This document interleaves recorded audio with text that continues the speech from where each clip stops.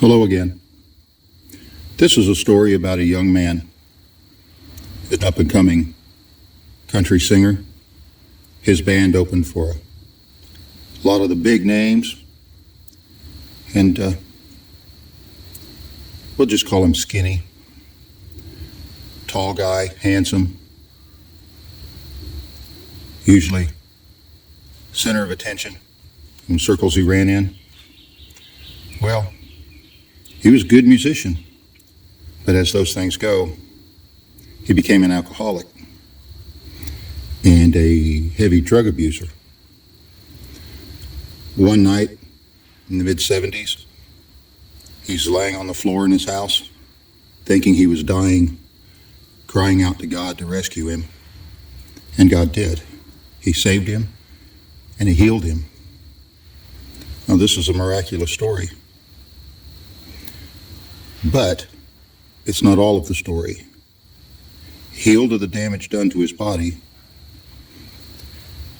saved, no longer an alcoholic, no longer a drug abuser. But as we know, when you've done those things for years, it affects your thinking, it affects your mental state. They say that it changes the way your ego works, and you have a sense of over self-importance. Well, Skinny got heavily involved in a church, talking to a pastor there locally, and he felt called to evangelize, which he did. He'd go out and he'd take his music now under new management since he got saved, and would sing about Jesus and preach everywhere he could.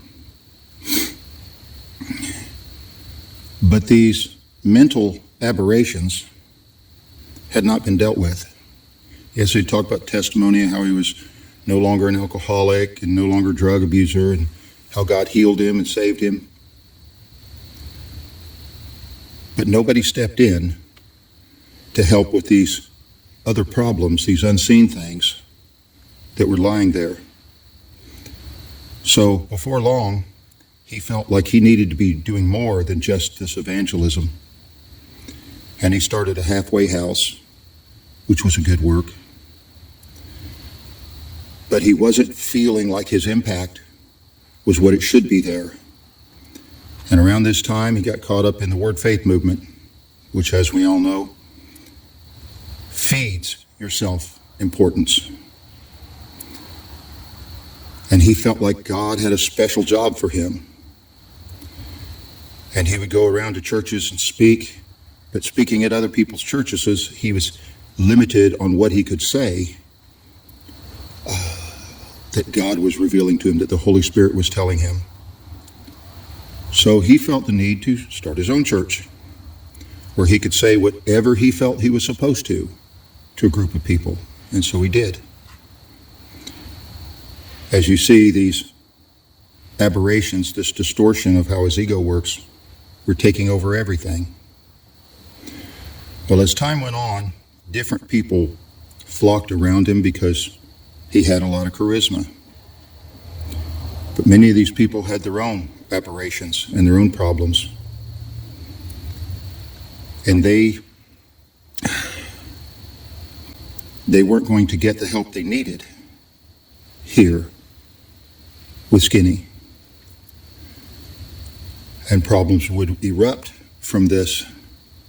And whenever they did, they were always handled in a way that protected what the bottom line was. And that was Skinny's ministry.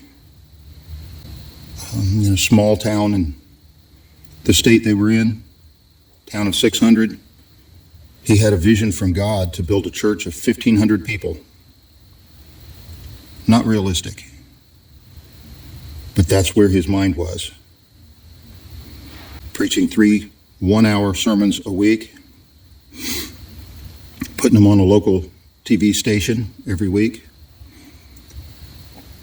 And everyone in his congregation believed he was hearing from God.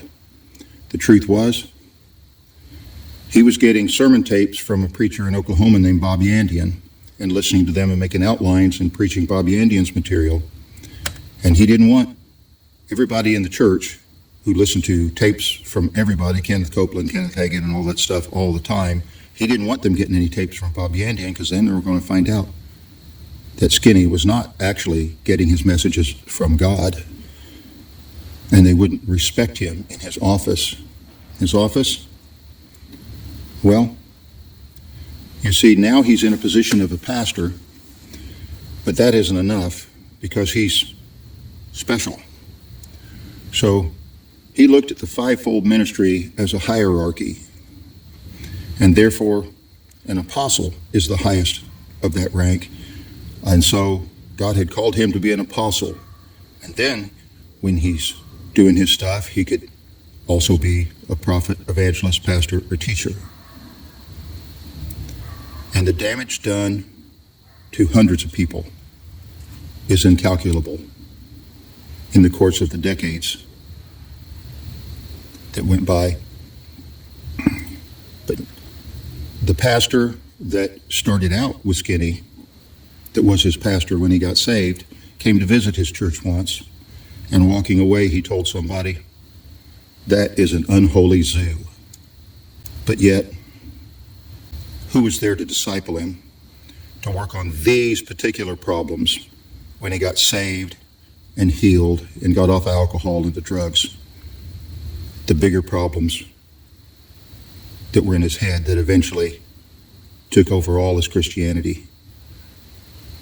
It's a sad story. It's a true story. And I know, because I was in that congregation. Hey, I'm a believer now, since Jesus changed my mind. Hey, I'm a believer now, and everything's gonna be fine.